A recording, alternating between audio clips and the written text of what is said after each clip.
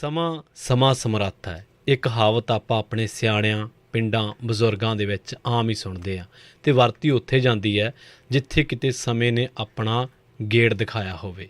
ਪੰਜਾਬ ਦੇ ਦੋ ਚਰਚਿਤ ਚਿਹਰੇ ਦਲੇਰ ਮਹਿੰਦੀ ਅਤੇ ਨਵਜੋਤ ਸਿੰਘ ਸਿੱਧੂ ਦੋਵੇਂ ਇੱਕ ਵਕਫੇ ਦੇ ਆਪਣੇ ਆਪਣੇ ਮਹਿਕਮੇ ਆਪਣੇ ਆਪਣੇ ਵਿਭਾਗ ਖੇਡ ਕਲਾ ਦੇ ਉੱਚ ਸਫ਼ਰ 'ਤੇ ਉੱਚ ਮੁਕਾਮ 'ਤੇ, ਪਰ ਹੁਣ ਦੋਵੇਂ ਜੇਲ੍ਹ ਦੇ ਵਿੱਚ ਮੁਨਸ਼ੀ ਕਲਰਕੀ ਦਾ ਕੰਮ ਅਤੇ ਇੱਕੋ ਬੈਰਕ ਦੇ ਵਿੱਚ।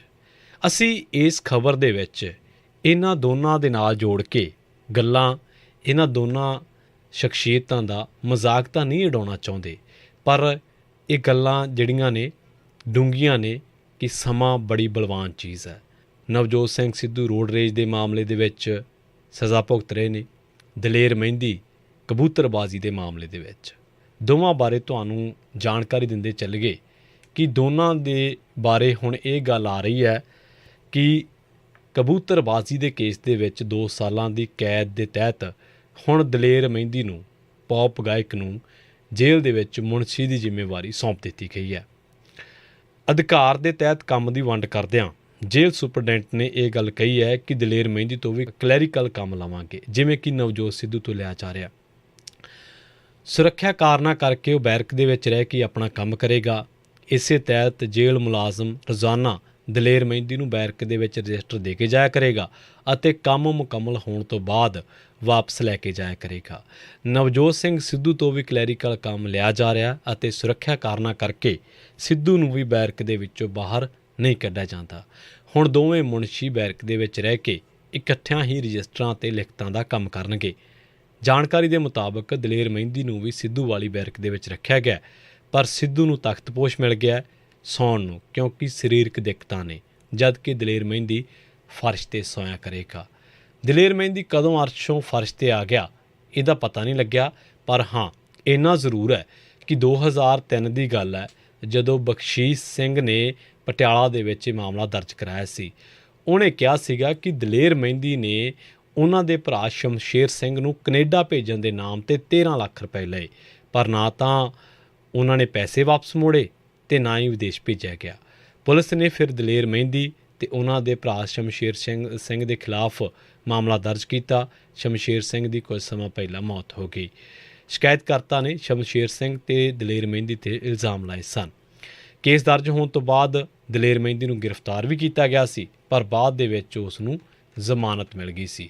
ਹੁਣ ਪਟਿਆਲਾ ਦੀ ਅਦਾਲਤ ਵੱਲੋਂ ਉਹਨਾਂ ਨੂੰ 2 ਸਾਲ ਕੈਦ ਦੀ ਸਜ਼ਾ ਅਤੇ 2000 ਰੁਪਏ ਜੁਰਮਾਨੇ ਦੀ ਸਜ਼ਾ ਸੁਣਾਈ ਸੀ ਅਤੇ ਉਦੋਂ ਜ਼ਮਾਨਤ ਮਿਲ ਗਈ ਸੀ, ਪਰ ਬਾਅਦ ਦੇ ਵਿੱਚ ਦਲੇਰ ਮਹਿੰਦੀ ਨੇ ਸੈਸ਼ਨ ਕੋਰਟ ਦੇ ਵਿੱਚ ਇਹਦੇ ਖਿਲਾਫ ਪਟੀਸ਼ਨ ਪਾਈ, ਜਿਸ 'ਤੇ ਸੁਣਵਾਈ ਤੋਂ ਬਾਅਦ ਇਹ ਫੈਸਲਾ ਆਇਆ। ਦਲੇਰ ਮਹਿੰਦੀ ਨੂੰ ਕਬੂਤਰਬਾਜ਼ੀ ਮਾਮਲੇ ਦੇ ਵਿੱਚ ਪੰਜਾਬ ਪੁਲਿਸ ਨੇ ਹਿਰਾਸਤ ਦੇ ਵਿੱਚ ਲੈ ਲਿਆ ਅਤੇ ਕਿਉਂਕਿ ਪਟਿਆਲਾ ਦੀ ਸੈਸ਼ਨ ਕੋਰਟ ਨੇ ਦਲੇਰ ਮਹਿੰਦੀ ਵੱਲੋਂ ਪਾਈ ਪਟੀਸ਼ਨ ਨੂੰ ਖਾਰਜ ਕਰ ਦਿੱਤਾ। ਦੋਵੇਂ ਬੀਜੇਪੀ ਦੇ ਬੜੇ ਕਰੀਬੀ ਨੇ, ਦੋਵਾਂ ਨੇ ਬੀਜੇਪੀ ਦੇ ਵਿੱਚ ਬੜੀ ਨੇੜਤਾ ਦੇਖੀ ਹੈ, ਵੱਡੇ ਵੱਡੇ ਚਿਹਰਿਆਂ ਦੇ ਨਾਲ ਅਤੇ ਵੱਡੇ ਵੱਡੇ ਲੋਕਾਂ ਦੇ ਨਾਲ। ਨਵਜੋਤ ਸਿੰਘ ਸਿੱਧੂ ਦਾ ਵੀ ਮਾਮਲਾ 3 ਦਹਾਕੇ ਪੁਰਾਣਾ ਹੈ।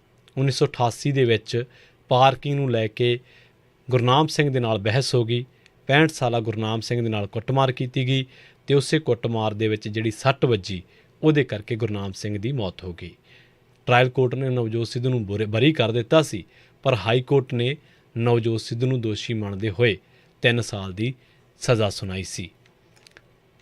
ਦੋਨਾਂ ਨੂੰ ਹੁਣ ਇਸ ਵੇਲੇ ਕੈਦ ਭੁਗਤਣੀ ਪੈ ਰਹੀ ਹੈ ਅਤੇ ਦੋਨੇ ਹੀ ਇਸ ਵੇਲੇ ਕਾਨੂੰਨ ਦੇ ਮੁਤਾਬਕ, ਇਹ ਗੱਲਾਂ ਅਸੀਂ ਕੋਲੋਂ ਨਹੀਂ ਕੱਢ ਰਹੇ, ਦੋਨਾਂ ਨੂੰ ਹੀ ਹੁਣ ਕਾਨੂੰਨ ਦੇ ਮੁਤਾਬਕ ਦਿੱਤੀ ਸਜ਼ਾ ਭੁਗਤਣੀ ਪੈ ਰਹੀ ਹੈ। ਪਰ ਦੋਨਾਂ ਦੇ ਵਿੱਚ ਸਮਾਨਤਾਵਾਂ ਕਾਫੀ ਨੇ। ਜੇਕਰ ਨਵਜੋਤ ਸਿੰਘ ਸਿੱਧੂ ਉਦੋਂ ਗੁਰਨਾਮ ਸਿੰਘ ਦੇ ਪਰਿਵਾਰ ਦੇ ਨਾਲ ਹਮਦਰਦੀ ਕਰਦੇ ਹੋਏ ਉਹਨਾਂ ਦੇ ਨਾਲ ਗੱਲਬਾਤ ਕਰਦੇ ਤਾਂ ਸ਼ਾਇਦ ਆਹ ਦਿਨ ਨਾ ਦੇਖਣੇ ਪੈਂਦੇ। ਇਸੇ ਤਰ੍ਹਾਂ ਦਲੇਰ ਮਹਿੰਦੀ ਵੀ ਜੇਕਰ 13 ਲੱਖ ਰੁਪਏ ਵਾਪਸ ਕਰ ਦਿੰਦੇ ਤਾਂ ਸ਼ਾਇਦ ਹੁਣ ਜੇਲ੍ਹਾਂ ਦੇ ਵਿੱਚ ਇੰਨੀ ਮੁਸ਼ੱਕਤ ਨਾ ਕਰਨੀ ਪੈਂਦੀ।